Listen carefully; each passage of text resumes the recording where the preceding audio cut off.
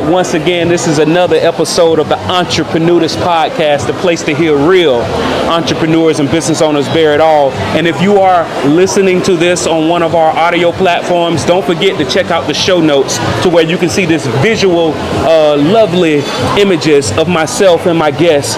Currently, we are at the RH Rooftop in St. John's Town Center. Beautiful place. Yes, and great food. And of course, if you check out the video, you'll be able to see that. And today's video is sponsored by Wolf Strongholds, a wealth protection company. If you need estate planning, business exit planning, retirement planning, employee benefits, make sure you reach out to Wolf Strongholds. It ain't strong if it ain't Wolf. One thing that is not the first time, but multiple times, we've known each other for over a decade now. I want to introduce my guest. Please tell people, who are you and what do you do? What's up, everybody? My name is Samir, president of Public Trust Mortgage, and we're pretty much a mortgage company that just helps keep people in touch with what's going on in the banking world and the real estate world as well. How long have you been doing that? Man, I've been in mortgage since 1996, brother. It's been a hot minute. That's a minute. That's almost 20 years now. 30. Almost 30 years. Almost 3 decades. Dude, my clients' kids are calling me now for loans. Wow. It's crazy, bro. Wow. Is there nothing that you know now that you wish you knew when you first started? That's a great question.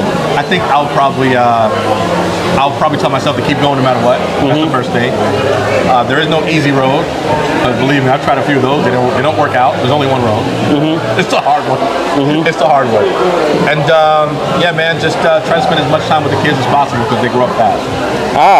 So it sounds like you're saying at one point you thought there was an end in sight. You were going to make enough money to quit. Yes. Well, that and like things got hard in 2008. I left, came back. Like those are all things you just have to just work through. If I was able to tell myself back then, just work through them because I'd be a lot further in life. That's the first thing. And second, you don't get anywhere by quitting because I just love doing this and I'm not going to stop. Oh, okay. Just like you said, you thought that there was an end in sight, and then you realized that not that you had to keep going, but it was inevitable. Absolutely. When you have that mindset. And every time every single time I've ever said it will be easier to do this, and I did it, it wasn't. I'm telling you, it just wasn't. Even down to starting my own company, like I have my own branch of another company. I was like, it's gonna be easier if I do that, and then like 2 years later, they cut the marketing funding. I'm like, crap. Then I gotta start my own company. Like it never ends. The cycles never end. So just go after whatever you believe in and stand on it. And just keep going. Don't stop. Absolutely. And there's a clever way to not stop when it comes to sales. Like just like I said, you got to hit that problem head on. Yeah. So are you the type of person when you meet a new prospect to where you say all the bad stuff up front, or do you wait for it to happen then you address it? How do you address that? No, dude, I say the same thing to every prospect for the past 25 years. Same thing. I tell them who I am, introduce myself, and then I thank whoever referred me the referral. And I tell them how the process works. I guide them through the process, and then I tell them how to start the process, and I execute it. Okay, so since you're saying the same thing, does that mean that nothing has changed in the mortgage industry? Well, I mean, the process changed, but the format's the same. Okay, explain. So like 20 years ago, I couldn't send you a link, and then you go apply. Now I can. But so 20 years ago, I would say fax me your information. Fill out this application. Let me help you fill out the application, and I would do it by hand on the computer. But now I can send you a link or a QR code. You scan it, and you can fill it out yourself and upload all your stuff right through your phone. Okay. You couldn't do that 20 years ago. So that makes the process smoother. So whatever makes the process smoother. My point is, I just tell you what the process is currently. So the format of my call is the same. It's just the words are different because the process might have changed. Okay. Do you like the ease of getting the documents now? All day. I mean, if you're not doing business digitally, you're doing something wrong. I'm telling you, right? Like you will fail. Yeah. Like I talk to people all the time that are in business, and like I don't know, they don't have social media. Like, how are you surviving in business with no social media right now? Unless you cater to 10 rich people and you don't need any more rich people, I don't see how. Family office. Yeah, but you understand what I'm saying? Yeah. Like, I don't see how you don't have social media. And the only reason why I say that is because everybody's on their phone. If you're not on their phone, they don't even trust you. So I mean, I'm just being honest. Oh yeah, and that's an interesting thing that you just said, because in my industry, you know, dealing with retirement planning, estate planning, that sort of thing, prior to COVID, people wanted to look you in your eye before they gave you their personal information and all of that stuff. Now, I have customers I've never met in person. Is that the same for you? 100%. I even have a digital business card. I just tap your phone, it captures your data. So right now, we're in a data age where data will beat deals, because if you have data, you'll get deals. If you have no data, you won't get deals. So the customer's information is more important than the actual deal itself, right? Because you can nurture that information and get multiple deals over time. Does that make sense?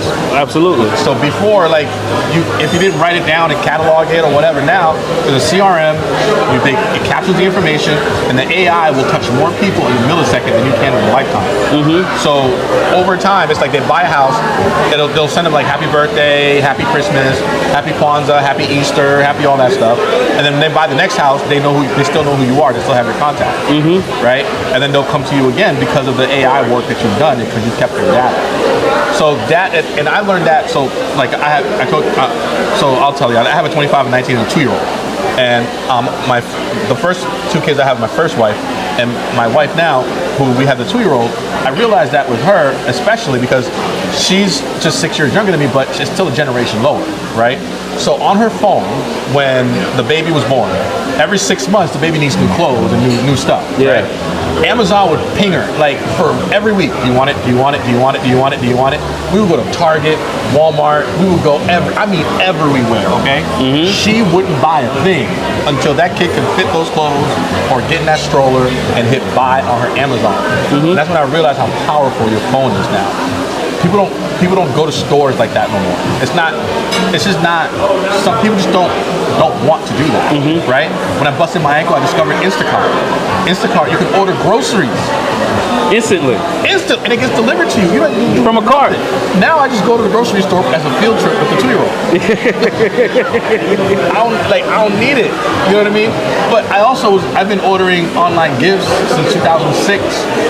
You know, because I don't understand why people go to the malls and walk around for Christmas. I just get a list, go on Amazon and Walmart.com, buy everything, get it delivered, and I just go about my business. Oh yeah, I buy all of my Christmas gifts on Black Friday. Yeah. All of them on Amazon. Yeah, that's what I'm saying. Done. Yeah, and then you get like Apple or whatever. I remember the people like sleeping over for like the new PlayStation. Yeah. They're sleeping outside, or like the new Wii. You don't know for that, but like, I don't remember that, right? People I sleeping remember outside of Walmart. Yeah, I remember that. Putting the tents up. Yeah, we're from a different time. I'm like, yo. Because it used to be, because the sales used to be all at once. You know, now they spread them out for the people who still want to go. Well, Walmart has your data. PlayStation has your data. All these, GameStop has your data. Like, they still, for the kids, they still send me like, hey, the new video game is out, which I don't even play ever. Right? Because they have my data, Justin can be like, hey, Dad, this new video game is out. Can you buy it for me?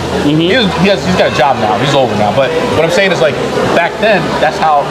And we don't have to go to Walmart to find that out. You understand what I'm saying? So data is so much more important now than the actual loan, than the actual deal itself. Because those people are going to have kids. The kids are going to go to college. They're going to upgrade their home. They're going to downgrade their home. Okay, they're going to get investment properties. And I have investors I've done 4, 5, 6 transactions with this year because I have all their data. They don't need to reapply every time. It makes it simple. So you got the data and then the nourishment together, because data and nourishment aren't necessarily synonymous. You can have someone's data and not know how to nourish them. Correct. But it sounds like once you have the right data, you nourish them the right way. Correct. And you have to have a CRM, which is a customer relations management system. If I'm getting the acronym correctly, I don't know. So a CRM is a digital software that you put all your customers' information in, that's coded and protected and entrusted, right? And what it does is it nurtures that information for you. If it doesn't have the AI that will say happy birthday, Merry Christmas, and all that stuff, don't bother with it. It's a waste of time. Yeah. Right? So I'll give you a prime example. I'm married. I've been married for 11 years. If you want to stay married, you gotta send your wife flowers. Why? Because you're gonna screw up. Because you're a man. Right? We're men. Okay? Yeah, Sheriff Nat Glover calls that a goodwill investment. There you go. So I always have a flower shop. Okay? And so I was frustrated with one particular flower shop because it was 2 blocks away from my office and they wouldn't keep my card information. So every single time I have to go in there and give them my card. Where I have another flower shop right next to where I live now, they keep all my information. All I gotta do is say, this is Samir. They're like, okay, how'd you screw up this time? Or is it her birthday? You know, is it Valentine's Day? What do you mean you told her you went on a trip last minute?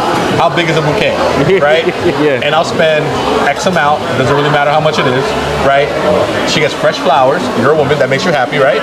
Okay. There's a young lady behind here on the camera here. I wish you could see her face. She's staring at me like my wife does. And then she gets flowers. Everybody's happy. They have my information. They charge my card. And I don't pay $20 for the flowers, but I'll pay the extra for the ease of which they give me the peace of mind of not having a pissed off wife. I'm not really paying for the roses. You understand what I'm saying? I'm paying for the ease of like, hey, I got stuck at the airport anniversary. All right, I'll double the roses. You understand? That really happened, by the way. I see the sincerity in your face. I mean, she was just like, what? All right, I'll just double the roses. And then she put a nice bouquet together, and I had already like bought her a purse from the airport, had it delivered, so the flowers came at the same time. And then, you know, I was kind of forgiven, you know, for the next week or two, like a little bit. Am I right? Right? I was kind of forgiven. But without my data, none of that is possible. So what I say all that to say that, like, you know, the ease of which you make the customer relate to you and pay for your services and go with you is how they'll say yes now. The sale is the process. That's the best way to say it. The sale is the process. If I tell the customer, hey, I want you to choose me, and I'm going to make this so easy for you, you're going to forget I'm there. But if I call you for the next 2 weeks, you'll be done. If you just pick up my call, make me a priority, and they listen, and it happens, and I deliver, that's the sale. And that's very interesting what you just said. If I call you for the next 2 weeks and you pick up your call, because I know your company, a lot of loan officers like working with you, you know, and one of the reasons is you collect that data securely, and then you use that data to nourish, and you have one of those guarantees, which I don't know if you call it a guarantee. I can't call it a guarantee. But a lot of times you're able to close these things that takes 60 plus days for a lot of people in 2 weeks. Our average turnaround time is 11 business days. Wow. Right? Now, it doesn't always happen, but it's a blessing to be able to say that. But that's because we focus on the process. And our process is so data-driven and process-driven and very detailed that we can deliver. I can honestly say that we deliver our average turnaround time is 11 days. That's powerful. How long did it take you to get to that standard? 2.5 years. 2.5 years. We started with like 3.5 weeks, 3 weeks. Now it's 2.5 years. Yeah. How are you able to do that? A lot of failure, man. It's a lot of failure. I mean, I know how I want it to go, but it doesn't always start off that way. You understand what I'm saying? Like, even remember I talked to you earlier about setting up a webinar. I don't know anything about webinars. I knew that when I was back to being a mortgage broker, I was in retail. I knew what was wrong with the process in retail, which is speed. I'm like, I want to be the fastest.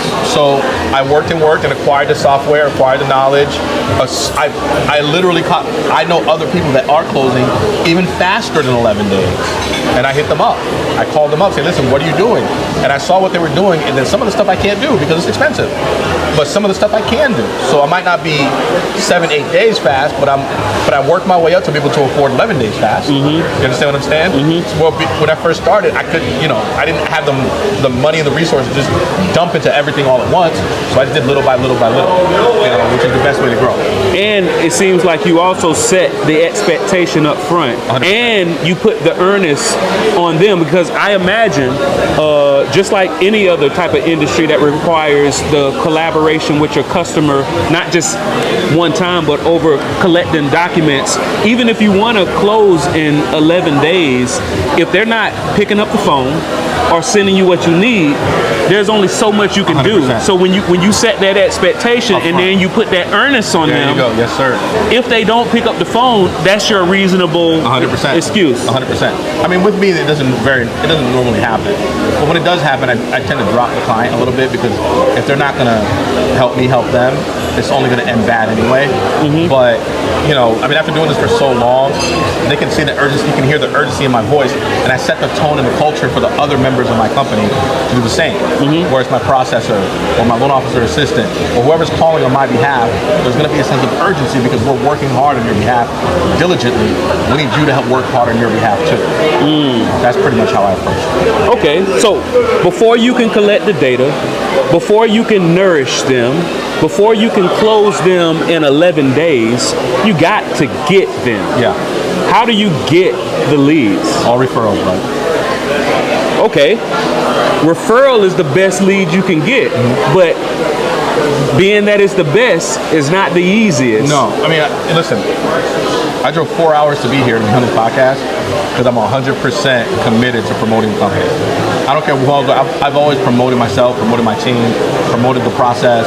Because it's not just me. I wish it was. I'm not that smart. I've never been. But what I can tell you is that I have a great team, and I'm down for promoting us and what we do because I really believe in it. I think that mortgage brokers are literally the vanguards of the American dream. Because if you don't buy a house or own any real estate, it's hard for you to achieve that American dream. Just owning something you can pass on to your children. Okay, so you know, I take it very, very seriously. I remember growing up with a single mom. I mean, we were very poor, lived in projects. Came down here for high school, South Florida. I remember when she bought her first house. It was I'm Haitian. I'm from Haiti. It was a huge deal. It was a huge deal. I remember when I had my own room. It was a huge deal, right? So I take pride in it. You know, I take a lot of pride in it. But yes, you're absolutely right. It's all referrals. It's all done by reputation. A lot of promoting, a lot of networking, and also past performance. You know, past performance, a combination of the CRM doing the work. Every month I get deals that didn't qualify 6 months to a year ago, sometimes 2 years ago. I got a client closing on Wednesday. I started with her 2 years ago. Okay, so sounds like you're not the type of mortgage broker. And am I saying it right, mortgage broker? You're not the type of mortgage broker if they don't qualify immediately, out of sight, out of mind. No. You give them steps. I give you options. And if you choose to do the work of getting whatever you need to get done, it's my obligation and duty to help you get into the home. You know, because you worked hard, you did what I asked you to do. It's like a doctor, man. Like if the doctor tells you to take the damn pill so you can heal, and you take the pill, he's like, all right, great, come on in.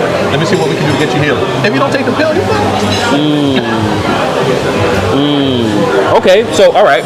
So it's obvious if a loan officer is looking to get into this industry, they should align themselves with you. That's obvious. 100%. All right. I think.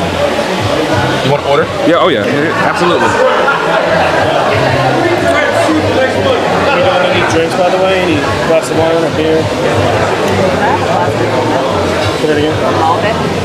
You want a 6 or a 9 ounce? No beer. I'll have more water though, please.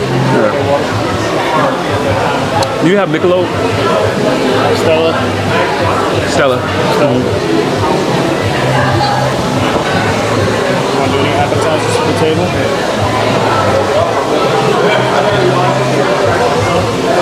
You see anything you like in the appetizer section? Sure. Just grilled shrimp. That'll do. I'm a cheap date. And you are ready for entrees too? You ready for entrees? No entree. You ready for entree? I am. Okay. He's not done. Oh, you said no entree, or are you not ready? No entree. He ate at what's the name? I destroyed myself in Bucky. Yeah. Oh, yeah. I wanted to do the shaved ribeye with the side of sweet potato fries. And I get the Chinese chicken salad. I'm actually out of that tonight. Golly. Sorry. Golly. We also have the roasted chicken and the chicken pot. Okay.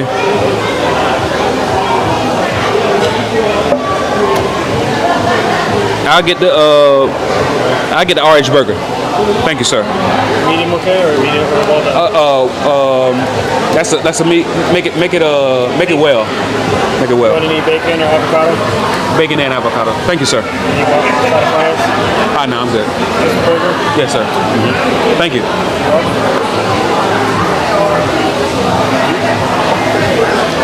Thank you, brother. You had that Buc-ee's. Oh, dude. I destroyed both of those sandwiches. Okay, so obviously, Yeah. if somebody's a loan officer Yeah. and they're looking for a home or looking for a mentor, they should align themselves with you. Yeah, absolutely. You can see me at Reno Loan King, Reno Loan King, and you can. That's my Instagram and TikTok. And you know what? I think my Facebook is just my name. My LinkedIn is just my name. My assistant knows this stuff, and I don't, which is pretty sad. But Oh yeah, did you send us the links? yes. Okay, there we go. Yeah, at Reno Loan King. That's where you can find me. If you just Google me, I've been doing this long enough that like they have stuff from like 2006 when I had like an internship program on Google, like a video of me in the news, which was amazing to me. But it was there, right? In Jacksonville too, right here in Jacksonville. So yeah, I mean, listen, get your mentor. If you want to hit me up, no problem. Mentor is so important. I still talk to the man that gave me my first job when I was 16 years old. Wow. In the mortgage business. Him and I are we're not like super close anymore, but we're super tight. I mean, he's like my big brother. He's 10 years older than me. If you talk to him, he's my daddy, but he's my big brother. And we're still cool. We still hang out every once in a while. And everybody that helped me along the way, I'm still real cool with them. I still talk to them. Like we always bounce each other's ideas off of each other. People I've trained started their own company. They're super successful. My first LO, my company now, I trained her and hired her 5 years ago when she first started. Wow. Super successful. Nothing makes me more proud. She's actually having a baby next week. So I'm actually crossing my fingers because if she has a baby on November 2nd, it's the same birthday as my son. So it'll be pretty cool. You want to be able to say y'all have something that in common? Yeah. And then she also she has 3 girls and she's having a boy finally. Okay. What she was trying for. And I have all boys. I have 3 boys. Oh, then the next is a girl. Yeah, my wife's trying to hit me up for another baby right now, just jamming me up too, boy. And it's life is good, man. It's a blessing. Oh, yeah. I don't take any of this stuff for granted. Oh nah, man. You've always been somebody that had a. Thank you, appreciate it. You always been somebody that had a sense of gratefulness, jovialness. Yeah. If I can say. Yeah, I'm right? grateful. Very grateful. All right. So, loan officers out the way. What's the minimum threshold this day and age? And I don't know if it's a state by state thing, but what's the minimum threshold this day and age? I want to buy my first house. What should my income be? What should my credit score be? Okay. What should my debt to income ratio be? Okay. What can you share on that? Well, this is what I'll tell everybody. When there's a will, there's a way, right? So everybody's like, what's my debt ratio? What should it be? Okay. You shouldn't worry about that. What you should worry about is how much house can I get for what I can afford? You know what you can afford. I don't care who you are. Based on how much money you make, you know what you can afford. Okay? Now, if you're underpaying rent or you're living with your parents, okay, you're gonna have to get used to paying rent. I mean, used to paying a mortgage, right? So I'm comfortable paying X. Whatever is above that comfort zone, your monthly payment should not be above that. If that monthly payment amount can't get you a house in the area that you live in, either move or don't buy it. Yeah. It's that simple. So that's the debt ratio part, right? The credit can be worked on. If you have a 550 score or higher, we can work with you. Thank you. Okay? Because there's certain things you can do to get your score higher. If it's below 550, you got a really large problem because you probably have just terrible credit. So you got to start paying stuff off. The days of like disputing everything and it disappears forever are gone. There's laws against it now, like literal laws that were made against it. Oh yeah, I think they put the burden of proof on the consumer now. Put the burden of proof on the consumer. So all these credit whatever agencies are like, oh, they'll get off your credit report. No, they can't. They can do it temporarily if they get lucky, but it will always come back. I've had loans in the past 2 years and they've changed that law. While we're in the loan process, it popped up. There's a $25,000 repo on the credit report. What are you talking about? I'm staring at it right now. What are you talking about? I'm staring at it right now. There's no repo here. Samir, it popped up. Repo the credit. Repo the credit is sure enough is right there. And the last thing you want is an underwriter call you're saying there's a repo in your credit report that Samir didn't know about. 'Cause I'm screwed. At that point, like, what am I gonna do? Delete it? I can't delete it, right? You can't delete it either, so you're screwed. You understand what I'm saying? Yeah, absolutely. So you want to put yourself in a position where if you know you have stuff to pay off, just pay it off. Like, enough is enough. Settle. I can teach you how to do that. It's better to settle towards the end of the month when collection agencies want to make their numbers. I'll even tell you what to say. Okay, so the days of like those days are over. So credit score 550 or higher, we can work with it. Okay, affordability is a big issue in this country. Now, we live in Florida. Affordability is hard. I just like Detroit. Affordability is not hard there. You can get a mansion for like 500 grand. I mean, it looked like a mansion to me. Oh yeah. 500 Nice grand house. gets South Florida is a joke. Oh yeah, you It's a like joke. a little cubby. Yeah. Now there's a condo crisis going on right now where people are giving away their condos. So if you can withstand the high HOA fees for the next 2-3 years while they get their shit together, then yeah, you're not gonna have a problem. That's cursing and I'm actually trying really Oh hard. no, it's all good. But so it's just a different thing. But just know that like when it comes to VGI, you shouldn't worry about that. The question you should be asking yourself is what can I afford? How much can I afford monthly? And then that monthly will let you know how much buying power the most that you can handle, right? And then you work from there. I've had several people in the past 6 months move out of South Florida to North and Central Florida because I told them you're not going to be able to afford a house down here. You might as well bounce. That's Being exactly straight up. That's exactly what I told them. Because $400,000 or $500,000 is going to get you like a 2-3 bedroom. You have kids. You have this. It's just not going to work, right? And not to mention, I just don't think you should pay $400,000 to go get shot at. You know what I mean? If you really want the drugs, you can just drive there. You don't need to like go outside. Hey, get the crack. You know, like I'm being facetious. Oh no, no. You know what I'm saying? South Florida, don't get on me, okay? But I know y'all know what I'm saying. Yeah, absolutely. Get like a little closet for $400,000, which is a joke. So, you know, you can still buy homes in Central Florida, great prices. Jacksonville, great prices. Tampa's expensive too, but it's just not as bad as South Florida. Have you seen all the building that's happening in Jacksonville? Yeah, Oh man. yeah. I'm closing. Is it 7 points? 5 Pines? points. Oh, 7 Pines. I forgot the name of the development. I'm closing on one in like 4 days. Okay. One of my clients closed there, and then I closed another one in there last year too. It's pretty nice. I was just here for a closing 6 months ago, so it's pretty nice. So no, a year ago now. But what I'm saying to you is, like, you can still find a lot of great places to live. It might be that you have to move. You know, like Texas has high property taxes. People don't talk about that. The homes are cheaper, but there's a lot higher property taxes. So your monthly payment ends up being the same. Okay. Georgia is a good place too, but Georgia has an income tax. Florida does not have an income tax. Like, those are all things that you're gonna have to take into consideration. And I think like the new generation has access to so much information.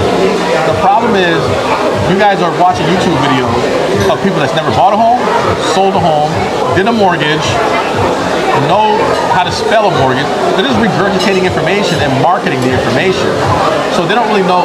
You're not really like, it's just like people are like, you could become a real estate investor with no money. You can rent this house. You don't even have to own it. Really? Is that what you can really do? I doubt it, right? Now, have some people found a way to finesse their way into certain situations? Yeah. I mean, I had a client once that rented exotic cars and then re-rented them for more money and kept the difference. Wow, that's Like, powerful. I'm like, what? Who the hell's got time to do this shit? You know what I mean? Like, but I mean, that's a lot more creative than me. Yeah. But is that 99% of the people that you talk to? Absolutely not. Okay, so you should buy a real estate investment property before you buy a house that you live in. Of course you should. Most people cannot be landlords. Do you want to call at 11:30 at night because the pipes burst? What are you gonna do then? What are you gonna do when the tenant burns a hole in your roof? You know, what are you gonna do when their kids, I don't know, put the trash all over the curb and they fine you $300 a day until you clean it up, and they never clean it up? Like, most people can't handle that. Most people can handle, I bought a home and I'm living in that sucker. right? That's what they can handle. Now, some people can handle being a landlord. Some people can handle getting calls. Some people can handle being an entrepreneur. Some people can, but what I'm saying to you is, when I say some people, is because most people can't handle hard. And that's an interesting dynamic. I was just having a conversation with Dr. Purcell Sanders. He has a mobile chiropractic service up here in Northeast Florida. And we were talking about deadlifts, which there have been plenty of case studies that for men, deadlift is one of the best workouts you can do. It increases your testosterone. It's the full body. But per the conversation with Dr. Purcell, which is my cousin, he said that's not the advice he gives people because he knows most people don't know how to deadlift right. Absolutely. So how do you, does your advice, do you steer toward the most people realm because you know that most people can't do it, or do you pay attention to the conversation and say, all right, this is one of those 1%ers? No, some people are, if somebody calls and they're like, listen, I want to buy a house as an investment property. Fantastic. All right, so you want to be a landlord. All right, have you owned property before? Yes or no? No. Okay, great. Now, I ask hard questions, okay? I mean, most people think I'm a dick, but it happens, right? Do they think or they know? They probably know. Okay, go ahead. Right? So I'll ask them, okay, what are you going to do when your tenant calls you at 11:30 at night because the pipes burst? Can you handle that? What's the first thing you're gonna do? Can you handle those types of calls? Are you married? You have children? Okay. When you have to stop what you're doing because some kid set your house on fire, are you going to be able to handle those calls? Yes. Okay, you're ready to be a landlord. If you're not ready to handle 8:30 at night call because the refrigerator stopped working and you have to replace the refrigerator, you should not be a landlord. And I'm going to know the minute you don't study. If I tell you go deadlift that weight and you stutter, you're not ready for that weight. Got it. So you got to ask the right questions, and then go from there. Now, if I tell you to do a lower weight that you are comfortable with, you're gonna walk right over and do it. Oh yeah, you're not even going. That's a matter of fact. That's a good analogy. Because if I'm looking at that weight on the ground and you tell me to deadlift, there's a certain way I'm going to approach that weight when I feel like it's doable. But if I look at it. And then look back at you. That's a problem. You stutter. And all truths are parallel. That's the truth, right? So, and that's crazy because and it's funny because people, even my wife will hear me like, Samir, like, why would you talk to her? Like, well, wait a minute, hold on. I'm not gonna tell you, go get a rental property, go get a rental property. And then you call me like after you close, you're like, damn, they're calling me like every week. What do I do? Right? That's what most people will do. They're just say, buy it. Yes, great idea. You're a genius. But, in the end, I gotta tell you the weight and see if you're willing to lift it. Right? The easiest way to lift is you buy the house and live in it. You get used to the expenses. You get used to the pipes bursting. You get used to paying for the AC breaking down when you live in it. You get used to that expense, right? And then now you're like, okay, no problem. So then when somebody else calls you, you're like, okay, no problem. Refrigerator's down, no problem. Let me call Lowe's. I get a used one, whatever, get delivered, whatever to you, right? Now you have that experience underneath your belt. You understand what I'm saying? It's a different process. You're not going to skip past hard because you think it's easy, or skip past easy. You got to go through that process mentally for you to get there. And then some people have parents that are landlords. They have uncles that are landlords, mentors that are landlords. So they're used to it. Like, I'm used to all that. Okay, no problem. No stutter. You lifted the weight. Boom. Let's get started. That's powerful. Okay, so you have somebody that's buying a house to live in it. Yeah. And somebody that's buying a house as an investment. We know you ask hard questions, but what questions should a person who's buying their personal home or buying investment ask their mortgage broker? And are those questions the same? Yeah, it's usually down payment. So what a lot of people do, which I advise strongly because they check for this stuff now, and they're using AI software to do it. They say they're going to live in it, and it's really an investment property. So now if you don't homestead it, or if you put it up for rent, the mortgage companies have AI that will search your address, okay, to see if you put it up for Airbnb or rental. Wow. And if they do, they will accelerate the loan.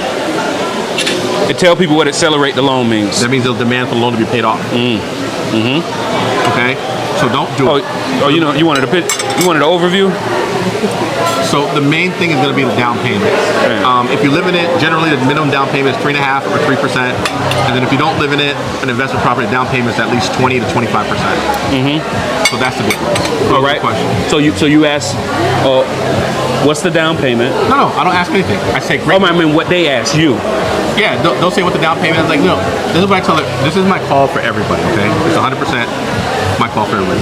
Hey, how are you? Whatever. Okay, I want to buy investment property. Okay, do you own a property now? No. I give them the weight, see if they lift it.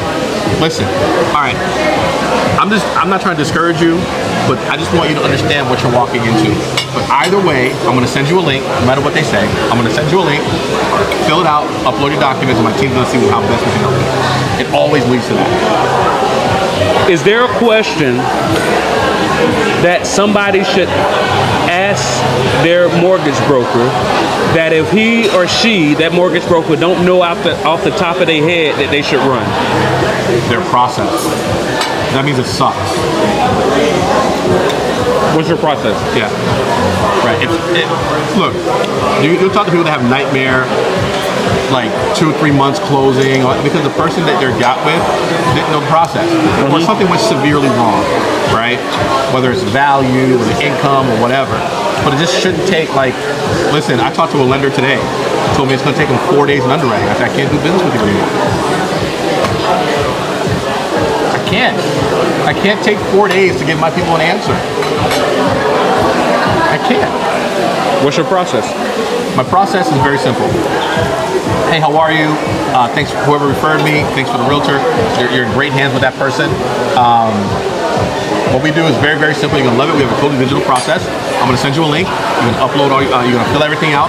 The software is going to tell you what documents we need. You're going to upload those documents. And then my team and I will reach out to you in the next 24 to 48 hours of receiving them and let you know exactly what we can do for you. Then we're going to email you a pre-approval letter where you will actually have it pre-approved because we've reviewed your documents. Okay. The system automatically sends the document out to the realtor. It sends it out to them. That's an actual pre-approval. Do we pull your credit? Absolutely we do. We don't do soft pulls for the most part because soft pulls don't give us a complete picture of all your debts, right? We want a real approval. So that way no debt pops up that kills you so that after you get into under contract. That's just the real secret between why we do close so fast. We do all the work before you get a contract. What's the difference between a soft pull and a hard pull? A soft pull doesn't give you a hard inquiry on your credit report. Generally it's one bureau and it estimates your score for that one bureau, and it only gives you the debts on that one bureau. But the problem is some debts don't report to all 3 bureaus, and some debts refer to just 1 bureau or 2 bureaus, right? And like cars usually like Experian. Okay, it might not appear on Equifax and TransUnion, right? Because there's a fee for reporting to each bureau per account that the creditor pays. Sometimes they don't pay all 3. Sometimes they only pay 1. Sometimes they only pay 2. So when we pull all 3, there's always something that pops up, and it's usually negative, like a collection or something. I don't know why, but it usually nothing ever pops up good. Yeah, like hey. $5 million in savings. Hey guys. Look what popped up. The lottery numbers. It's never freaking good. Yeah. And then plus, like, I just like to be thorough. The whole soft credit pool thing is a great way for people to bring in clients and bring their data into the system. But I like to be thorough. Now, somebody insists on doing a soft pull. There's generally a reason for it, and I honor it. But we're also not in the credit pulling business. We don't pull your credit until we talk to you. Okay? It costs to pull credit a lot. It's tripled in the past year, actually. So it's not like I'm in a hurry to gain that bill, right? If anything, we talk to you first, see where you're at, and then we pull your credit. And that's one of those counterintuitive things about life, right? For example, people say you should never borrow. Well, if you know what you're doing, borrowing is a tax-free way to get hold of money. But it's funny because the same very well-off people are like, well, you should never borrow. The people that are telling you not to buy a house to live in have rental properties for you to rent. So that counterintuitive thing to me another counterintuitive thing to me sounds like if a lot of people feel like if I'm talking to a mortgage broker and they're okay, which it sounds like if somebody insists you're okay with it, but counterintuitively it sounds like in this scenario a hard pull is what you want. Absolutely. I mean, And we've been taught to avoid hard pulls as consumers. No, you want to avoid a bunch of hard pulls. Okay. Right, but you're allowed to, even if you're going to multiple lenders, if you're going to 2 or 3 lenders, we're a federally regulated business. We're going to tell you the same thing. People that go to 10 different lenders, that's when it hurts your credit. If you go to a car dealership, first of all, if you go to a car dealership, you should walk in with financing. If you have a credit union, use your credit union financing. But the minute you give them your credit information, they're going to pull it 15 times. Yeah. And it's automatic. You should tell them, if you pull this for 15 times, I'm going to sue you, or I'm not going to buy this car because it's automated. Now, if you walk in with financing already, they have no reason to pull your credit, but then they also don't make money on the financing. So then they'll know you're serious. I'm going to give you one shot, one credit pull for one person to beat this interest rate. If that you choose to do so, if you tell them that, they have to abide by it. It's some people that just give them the information, then they can have 800 credit score. They get pulled 8 times, 15 times. It crushes their score. Yeah. Pressures their score. So, but me, like I said, like I'm not in the credit pulling business. So I tell people that all the time. You know, my LOs, my loan officer assistant, my processor, we're not in the credit pulling business at all. Okay, like it's not something that we do, but we do it because it's necessary, right? And when I give you a pre-approval letter, my name means something. Like when realtors put an offer in with my name on it, the realtor will call me. They'll go on my social media. They see I'm serious about this. I do this full time, not part time. I'm not like winging it. You know what I mean? I used to do it part time when I had to work full time to pay my bills. Yeah. I get it. What I'm saying is, this is all I do. Yeah. Right? So they know it's serious.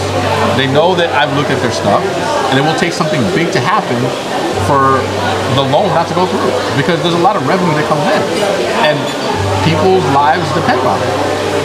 The homeowners depend on it because they get a house. Realtor's livelihood, the title company's livelihood, our livelihood. So I take it very, very serious. That's powerful. If I'm somebody that is looking for a new career,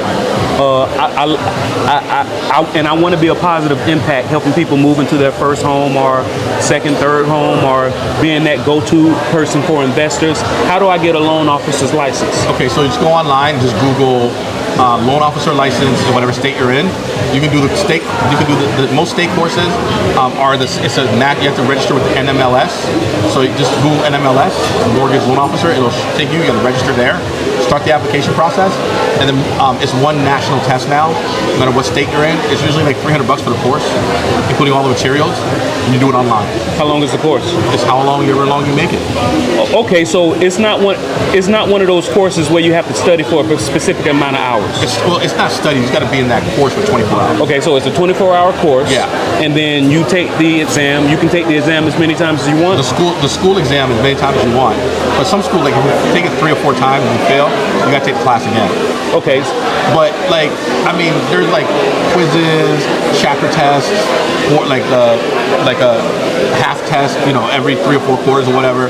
There's a bunch of stuff. Like the test is really like you memorizing the questions.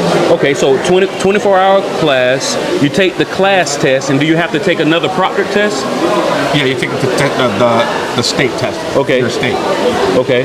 But once you take that state test, it's reciprocal. It sounds like what you're saying. So it's not reciprocal to all the states. So what'll happen is you don't have to, it used to be a state test and a national test, but now it's just a national test, and then you get your state license. Right? And if you want to apply for other states, depending on the state you're in, some states are reciprocal, some states are not. Okay, so boom. I watched this podcast, or I listened to it. I took my 24-hour course. Yeah. I passed the class test. I passed my state proctored exam. Should I immediately start applying for multiple states, or stick with? No, stick with your one state, because there's gonna be a fee per state, and there's a renewal fee every year per state. Okay, so like Florida, the fee is $225 or $250. I think it's $300. I don't remember. I just pay the stuff. I don't memorize it. Okay, but every year it's $300 to renew. Every year is $300 to renew. Some states like California, it's like $900. Yeah. $1,000. You know, the higher the loan amount, the higher the fee. Got it. So don't immediately start picking up states. Probably only wait until you have a customer in that state. Yeah, just stay with the state you're in first. Okay. Right? Just get accustomed to it. Get a job where you can learn.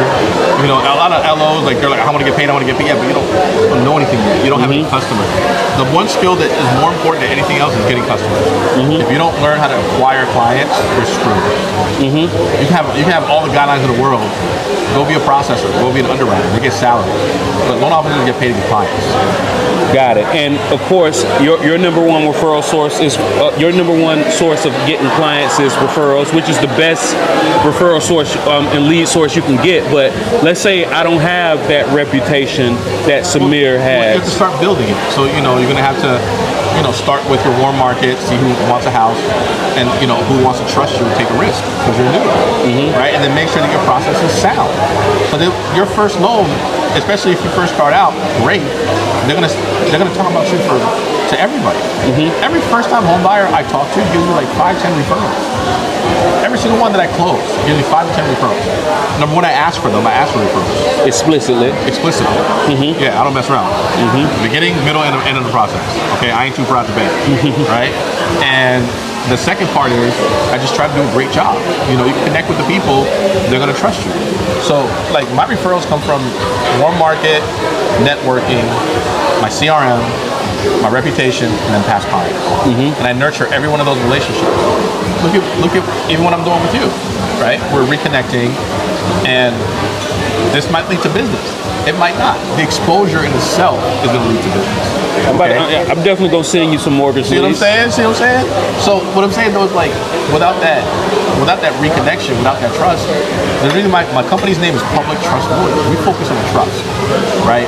Our process is sound so people can trust us. Now, the minute something happens and our process has to be deviated from, I lose my mind, okay?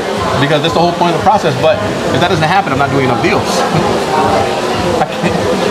You understand what I'm saying? Like, I'm not failing every once in a while. I'm not doing enough you're not doing nothing. You're not doing nothing, right? I tell people, like, if you don't have any haters, you're doing something wrong. Yeah. Right? So, and I conduct the Samir Sucks orchestra, right? I always tell people, like, listen, we're doing our best. And then we close, everything's happening. Everything's happening. Something always comes up. Like, we have a deal now for the business owner. There's no online record of his business. So the lender is like, what are we doing?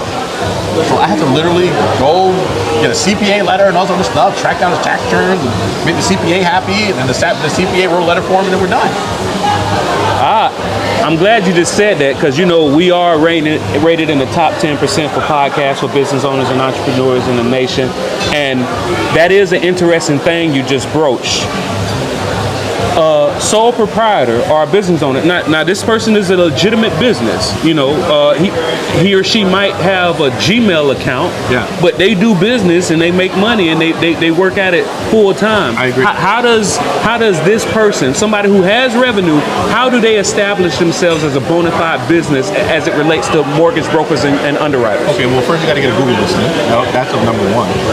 Right. Number two, you got to get a business account and or get an account in your name where you put all your business revenue in. You can't be like some here, some there, some here, some there, because then it looks sporadic, right? It's got to be consistent, okay? But what I'm saying though is, like, there's always a way. Does that make sense? Yeah. We just have to be more creative in how to get there. And, you know, I work with lenders where I can call the underwriter and, you know, like, hey, listen, this is what's going on. Tell me what's making you uneasy about this, right? What's the real issue? Tell me what the real issue is. Samir, I went online, I couldn't find his business. Gotcha. Okay, what's gonna make you feel better about it? Well, can we get a letter from the CPA? Done. What does the CPA say in that instance? Oh, it says CPA. Okay, got it. Taxes for X years, right? He's a sole proprietor. He owns 100% of his business for X years. So, would an income tax not do? No, because it's not a full doc program, it's a bank statement program. So that's what I'm saying. Like, what I'm saying to you is, on those, there's lots of alternative programs. So when there's a will, there's a way, right? My job is to find the way if you have the will. Okay. So all right. So how much leverage or influence does a broker have on an underwriter? I'm different. A lot. But I'm different. Is that not typical? No. I mean, I know how to. I was raised by 2 women, man. I know how to ask. You know, I'm not going to pressure the person to do something they're not comfortable with. My job is to make you feel better about the situation, not argue with you to death. You know, but then again, there's sometimes when the underwriter is wrong. So I'm like, listen, I totally understand, but I'm probably going to go to your manager on this one. Is that okay? I'll tell them, and they'll 100% of the time say okay.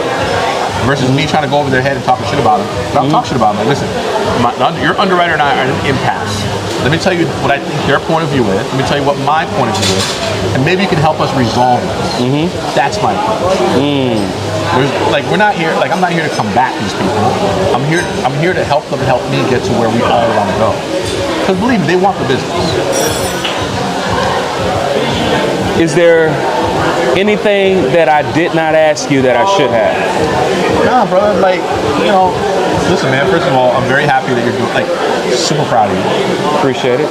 Always have been. You already know that. Every time I call you, we talk about what, once or twice a year. Oh yeah, with like at least an hour. You know what I'm saying? We always catch up. Yeah. So like, you're one of the very few people that I like truly like kick it with and still talk to out of Jackson. Yeah, huh? And just keep growing, keep getting better, man. This isn't even about me. Me being here is not even about me. It's an honor to help you. Help me, bro. Yeah. Like always will be, always have been. Samir, my man. Once again, tell everybody who are you, how they can get in touch. Yes, sir. My name is Samir. You can reach me at Maignan, Public Trust Mortgage. We're out of South Florida. You can reach me at Reno, Reno Loan King.com. That'll reach you right to my application. Or just go to my social media and just subscribe. Hit that like button a few times. It'll help me out. Sure, we're trying to grow that. How about it, man? Once again, this has been another episode of the Entrepenudist Podcast, a place to hear real entrepreneurs and business owners bear it all. Don't forget to check out the show notes to get all of Samir's links. Don't forget to check out the show notes to watch us live in full melatonin color. And did I say that? Melanin. I mean, There you go. Melanin. Sleepy color. But Entreprenudist Podcast, and thank you. And just in time for the food. There you go.